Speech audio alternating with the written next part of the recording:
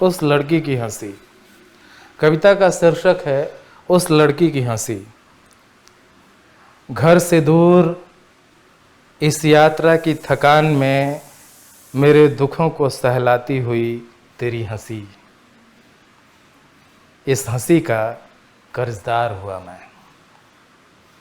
ले जाऊंगा इसे कोलकाता और रख दूंगा सहेज कर अपने बिस्तर के सिरहाने, कि रख दूंगा इसे माँ की आरती की थाल में तुलसी के गमले के पास कहीं, और खड़ा हो जाऊंगा प्रार्थना की मुद्रा में।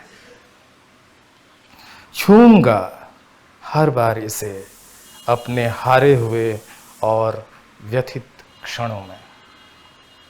फिर कहता हूँ कर्जदार हुआ मैं तुम्हारा, फिर कहता हूँ कर्जदार हुआ मैं तुम्हारा, कि कैसे चुकाऊंगा यह कर्ज नहीं जानता।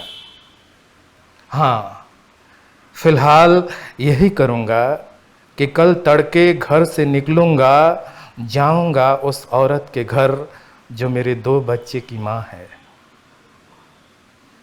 हाँ, फिलहाल यही करूँगा कि कल तड़के घर से निकलूँगा, जाऊँगा उस औरत के घर जो मेरे 2 बच्चे की माँ है, और पहली बार निरखूँगा उसे एक बच्चे की नज़र से। कहूँगा कि हे तुम औरत, तुम मेरी माँ हो, और अपने छूटे हुए घर को ले आऊँगा साथ अपने घर। यह कविता जो लिखी गई थी, यह कविता एक कविता समय में हम लोग गए थे। अशोक पांडे, बोधिसत्व और गिरिराज किराडू, इन मित्रों ने मिलकर कविता समय 2011 में करवाया था। और वहाँ से फिर हमें रायपुर जाना था एक कविता गोष्ठी में। तो उस दौरान अरुण सीतांश के साथ मैं यात्रा कर रहा था, और यात्रा करते हुए वहाँ एक बहुत ही साधारण सी लड़की मुझे दिखी थी, जो बिल्कुल ही ज़्यादा उम्र की नहीं थी और कम उम्र की भी नहीं थी, और साधारण लड़की थी।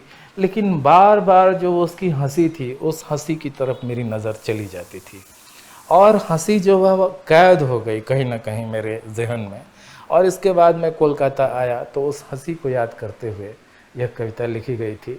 यह कविता सिर्फ हंसी के बारे में नहीं है, इसमें बहुत सारी ऐसी बातें हैं।